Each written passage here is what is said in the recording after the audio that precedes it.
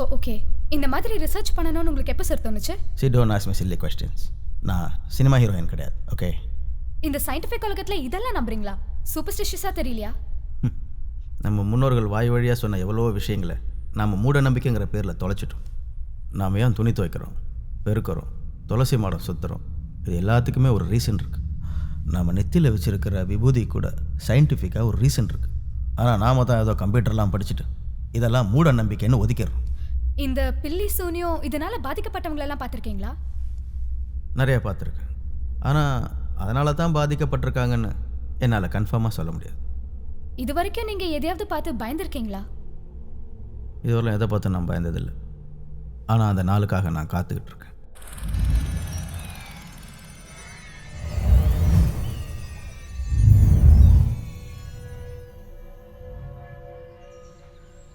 பரலோகத்தில் இருக்கும் எங்கள் பரமபிதாவே, நம்மோடு வாழ்ந்து கொண்டிருந்த மார்ஷல் பி. ஜோஸ் இப்போது உங்களின் திருவடி சேர்ந்து விட்டார்.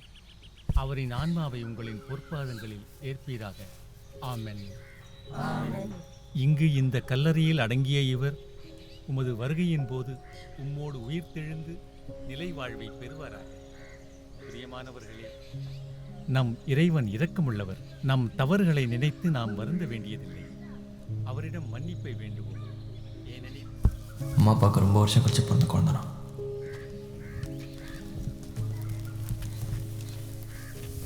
பொதுவாக ரொம்ப வருஷம் கழிச்சு பிறந்த குழந்தைகிட்ட அதிக பாசமாக இருப்பாங்க. என்னோட சின்ன வயசுலேயே அம்மா கார் ஆக்சிடெண்ட்டாக இருந்துட்டாங்க. அப்பாவும் கொஞ்ச நாளுக்கு முன்னாடி கோமாக்கு போயிட்டார். நானும் எங்கள் அப்பாவோட பேசிக்கிட்டே இல்லை.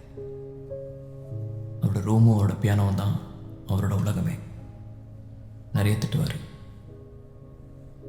அது ஒன்று ரைட்டர் ஆகணும், புக்ஸ் பப்ளிஷ் பண்ணுன்னு சொன்னால் ரொம்ப கோவப்படுவார். But still he is a very good father, a very good human being. Have a wonderful journey, Dad.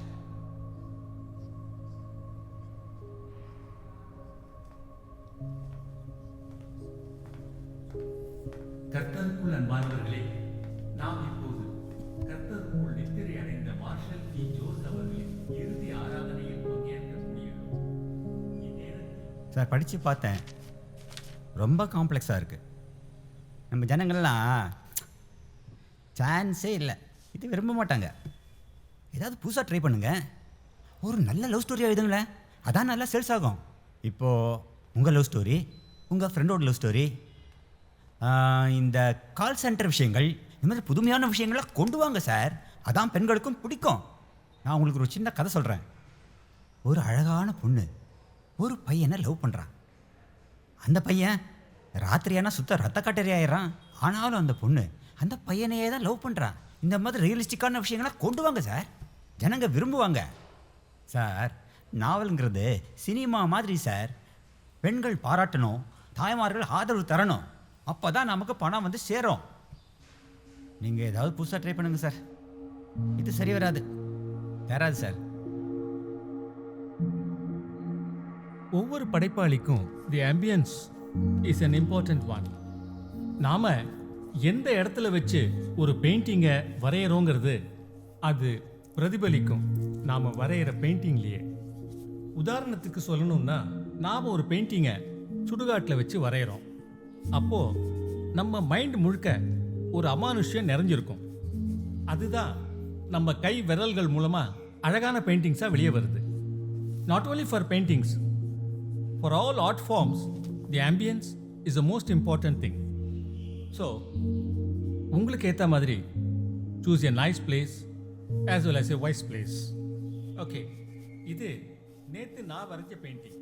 இதை பார்த்தா உங்களுக்கு என்ன எல்லா சொத்தும் போச்சாமா? தெரியல, கன்ஃபார்ம் ஆகல. கேஸ் தான் போயிட்டுருக்கு. தெரியும்ல, யார் கார் வாங்கிட்டான், ஆடி. சொல்கிறது கேளு, இதுதான் கரெக்டான டைம். அவனை நம்பி பிரயோஜனமே இல்லை.